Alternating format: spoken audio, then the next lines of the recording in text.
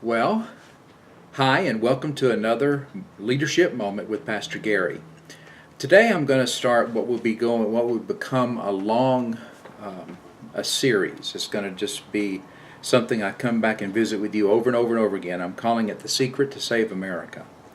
Whenever you see "The Secret to Save America" tag on a video, it's going to give you updates on what we're doing here in Coeur Idaho, what we believe will save America.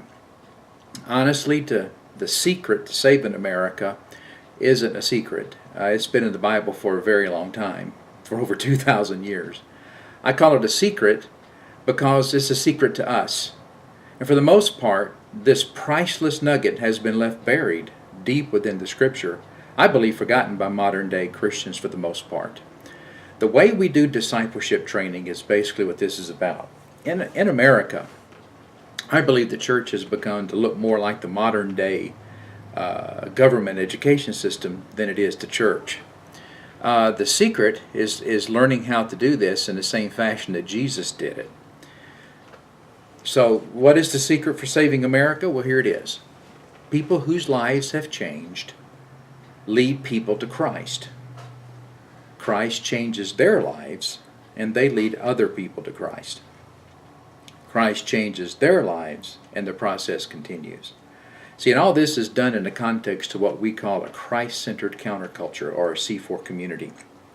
In short, a C-4 community is a vibrant group of Christians who love Jesus first, and who love America.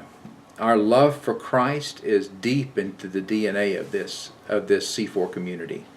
And DNA is important in this C-4 community, because whatever the DNA is in our bloodline and in our genes is what we pass on to our children when they are born.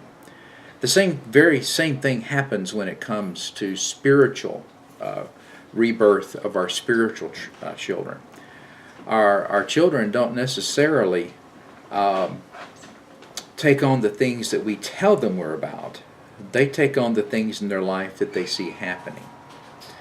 And unfortunately, in the church, in a lot of churches, we have gotten away from culture impact, from being a part of our DNA. So, a C-4 community, if you will, if you'll look at it this way, if the C-4 community's here, let's say my hands coming together represent a C-4 community. We come alongside the current culture. And what happens is we don't isolate ourselves from the current culture. What happens is that we go into the culture for the purpose of impacting the culture and bringing people back into our counterculture. And what happens is kind of like the Daniel principle, I call it. You remember what happened with Daniel? If you remember in Daniel chapter 1, we have it written where Daniel and Shadrach, Meshach, and Abednego are among the Hebrew leaders who are taken by King Nebuchadnezzar, and he basically wants to, I've heard said, de-Israelize them and pro-Babylonize them. In other words, he wanted to train them to be leaders in Babylon. In order to do that, he had to train them in the ways of Babylon. So they took Daniel, Shadrach, Meshach, and Abednego out of the Hebrew culture and put them into the Babylonian culture, hoping that Shadrach, Meshach, and Abednego and Daniel would take what they learned in the Babylonian culture and infect the slave Hebrew culture with it. Now, but Daniel did not participate, and we'll talk about him. Shadrach, Meshach, and Abednego are a story, an event that happened later on, but I want to talk about what Daniel did. Daniel basically said to them, I'm not going to eat the king's food. This is what God told me to eat. This is how God told me to live. So let's do a contest.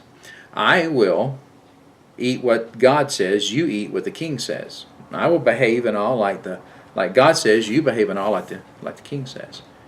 And then at the end of 10 days, let's get together and see who is better. And at the end of the period, they saw that Daniel was better. And because that's a principle that God always does it better. Now, there's a lot of implications to this that we're going to be talking about in further videos in this series. But for right now, I just say this: a Christ-centered counterculture does life better, does culture better, does education better, does family better. We then elect officials, or we interact with the people in the regular culture, and then we bring with the goal to bring them back into the Christ-centered counterculture. Now, that in its essence is a C-4 community. Now, we're going to talk some more about it in the videos that are coming. Now, what's going to make this interesting is it's going to kind of, again, this is reality video. We have started the beginnings of a C-4 community here in Coeur d'Alene, Idaho.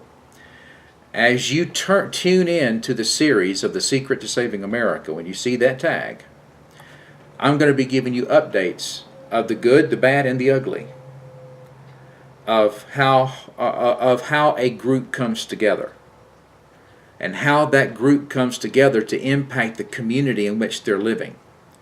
And basically the concept is this. Stay with me for a minute. America is basically made up of 50 states. Idaho, which where we live, or you live in Georgia, or if you live in California, Iowa, you live in a state.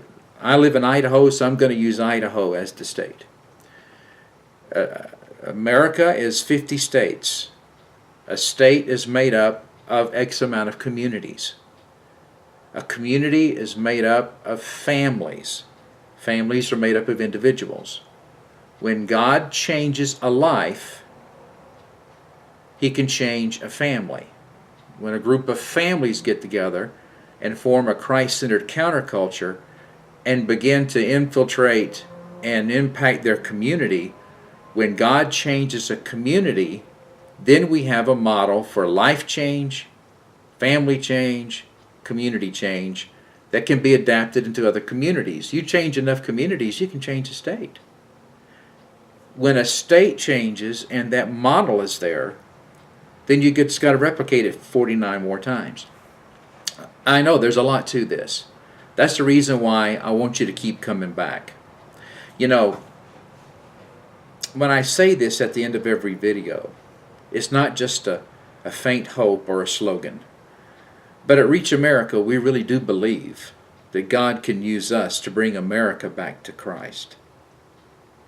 God can use us to bring Americans, individuals and families and communities back to Him.